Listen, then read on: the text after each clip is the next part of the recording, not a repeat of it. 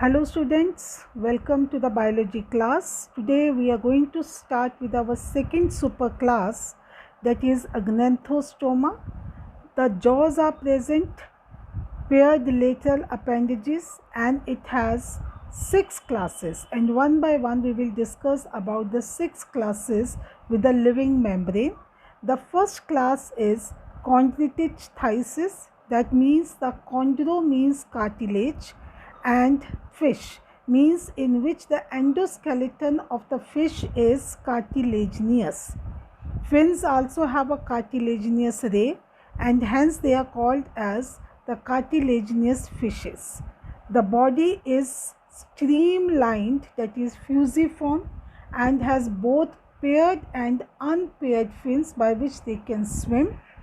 The skin is tough and has placoid scales. Caudal fin means the tail fin, that is heterocercal.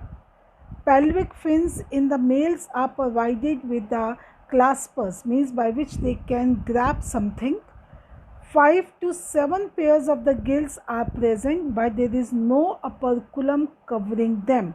That is, without the operculum, the gills are being present. Mouth is ventral. Teeth are modified placoid scales and backwardly directed. Jaws are powerful and animals are predaceous, by which they can eat or they can hunt the other animals. Air bladder is absent, that is very important feature, and they have to continuously swim to avoid sinking. The heart is two-chambered, as you must be knowing, that is the heart of the fish is two chambers showing the single circulation with one auricle and one ventricle. And here you can see the various diagrams of the pictures. So the animals, they are poikilotherms, that is cold-blooded, in which they cannot regulate their internal temperature. Animal are unisexual, fertilization is internal, and many are viviparous, means they give a birth to the young ones. So the very important example is that is Colodon, that is a dogfish, the sawfish, that is Trigon, that is a stingray, and torpedo, that is electric ray, are there. And here you can see the diagrams, that is the electric ray is there, and the sting ray, your Scolodon, and the hammerhead shark are there. These are the few, you can say, the diagram or the pictures or the figures, and sometimes the question is there to identify the particular picture. So this is about your cartilaginous fish, the various features. And next is your bony fish, and that is known as osteichthyes. That is, osteo means the bone and the fish. Endoskeleton is bony, and fins also have the bony rays. Hence the animals are known as bony fish. The body is streamlined and the skin is covered by the scleroid, that is scales. Caudal fin is homosacral, and there are 4 pairs of the gill slits, and they are covered by the operculum. The mouth is terminal. Air bladder is present, and that helps in providing the buoyancy. Heart is same, that is 2 chamber with 1 auricle and 1 ventricle. Again they are cold-blooded, they cannot regulate their body temperature. Sexes are separate, fertilization is external and development is direct. The very common example is hippocampus, that is your seahorse, and the various freshwater fishes are there, which is various edible, that is the labio and catla is there, and angelfish is also there, which is commonly being present in your aquarium. And here are few, you can say, the pictures, that is your catla, and here that is your hippocampus, that is the seahorse. Now the very important, before we discuss about the another class, we should know the difference between the cartilaginous and the bony fish. The first difference, that is about the mouth. The mouth of your chondrichthyes is ventral, and about your osteochthyes, that is your terminal. Very important difference. Then the gill slits, in case of the cartilaginous fish, they are uncovered, means they are not covered by operculum, whereas they are covered by operculum in the bony fish. And they are having the, you can say, the scales are placoid in case of the cartilaginous and cephaloid in case of your bony fish.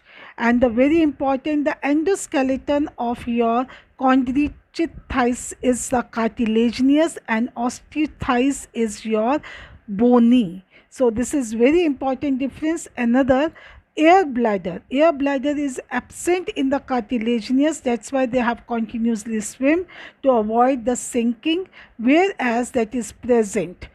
Gills, that is 5 to 7 pairs, and that is 4 pairs only.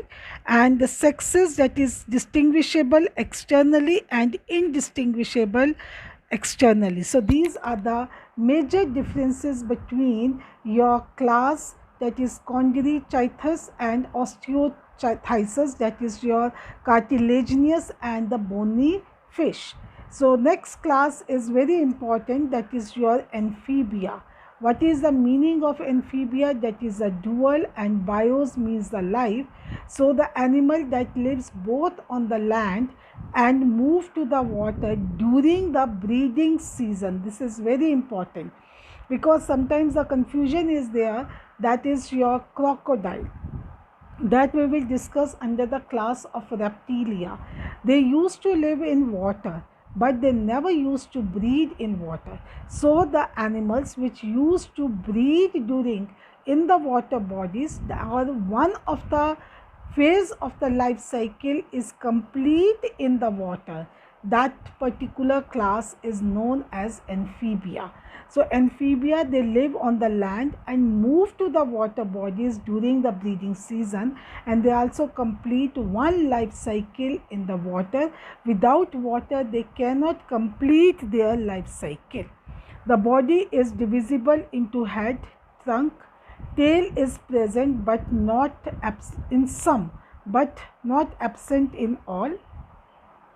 So the trunk that bears the 2 pairs of the limbs and the digits, that is without the claws, no claws are any present. Animals are poikilotherms, that is cold-blooded. Again, they cannot regulate their normal body temperature. They have to be, they said they cannot regulate the internal body temperature. The eyes are with 2 movable eyelids and nictitating membranes, that is known as the third eyelid, which is waterproof, covering the animal in the water, so they comes out in the form of a shield. The skin is smooth and moist with a mucous gland. There is no separate ear, or the external ear is present, but there is a tympanum which represent as the ear. Heart is 3-chambered, that is 2 auricle and 1 ventricle. Respiration is by the gills in tadpole, which is the larva stage of the amphibia, and by the lungs and the skin in the adult. Skin when they are present in a moist area, and the lungs when they are present on the land. Alimentary canal, urinary tract, reproductive system open into the common cloacal chamber that opens to outside by the cloacal aperture. Sexes are separate, means they are the unisexual. They are oviparous, laying the eggs, and fertilization is external. Development is indirect with the tadpole larva in the frog and toad. Toads are also one of the most species of that, and it's direct in some. The example is toad, that is tree frog, then rana, that is a frog, salamander. They all come under the class of your amphibian. So these are some figures, that is your toad, then frog, and then you are having a nectus or tree frog is there. So these are the various figures of the class amphibian, which lives both on the land and the water, and they need water to complete their one phase of the life cycle. The next and the very important class is reptilia. which means to crawl or to creep. The body is divisible into head, neck, trunk and tail. Skin is dry without gland and it is covered by the horny epidermal scales. Tympanum is small and depressed and there is no external air opening. Then the animal, they have 12 pairs of the cranial nerves, which is very important. The trunks bears the 2 pairs of pentadactyl, means 5 उंगलियों. 5 उंगलियों का मतलब होता है that is pentadactyl limbs with a clawed digits. Fine. And the heart is generally 3 chamber with 2 auricle and incomplete ventricle. Exception is in the crocodile, which is having a 4 chamber heart. Respiration is by the lungs. Fertilization is internal. Animals are ovoviviparous. Egg is covered by the hard calcareous shell and contains a fully developed young ones inside. And again, these are some figures, that is your crocodile, your lizard, your alligator, your tortoise, that is the calotos, that is your garden lizard. We have to remember the name of common name as well as the scientific names. Now the next class is very important again, that is your aves, that is your birds, and they have a streamlined body that helps them to fly, and the body is covered by the feathers. The feather, that is a contour feathers covered by the general body surface and keep them warm, that is not for the flight, while the quill feathers cover the wings, tail and they helps into the flights. So we are having 2 types of the feather, one to give them a warmness and another which are responsible for the flying. The jaws are modified into the beaks and teeth are absent, and the beaks, they are of various shapes and size with the adaptation to their food habits. You must have seen some are very broad beaks, some are very pointed beaks. That depends upon the adaptation of the food habit, whether they used to have the grains as their food or they have to tear the animal for their food. So alimentary canal has the 2 special structure, that is crop to store the food, that is similar to that of your stomach and soften the food, and gizzard to crush and churn the food. Forelimbs are modified into the wings for flying, and flight muscles are well developed and helps in the movement of the wings. Hind limbs are modified for the perching, swimming, running, and voice box, that is called as a syrinx, is present. That's why they used to have a very sweet voice, you can say.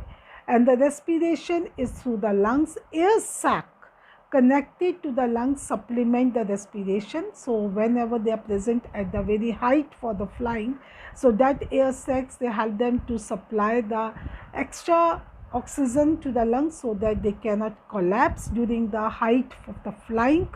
And the skin is dry and has the oily glands at the base of the tail.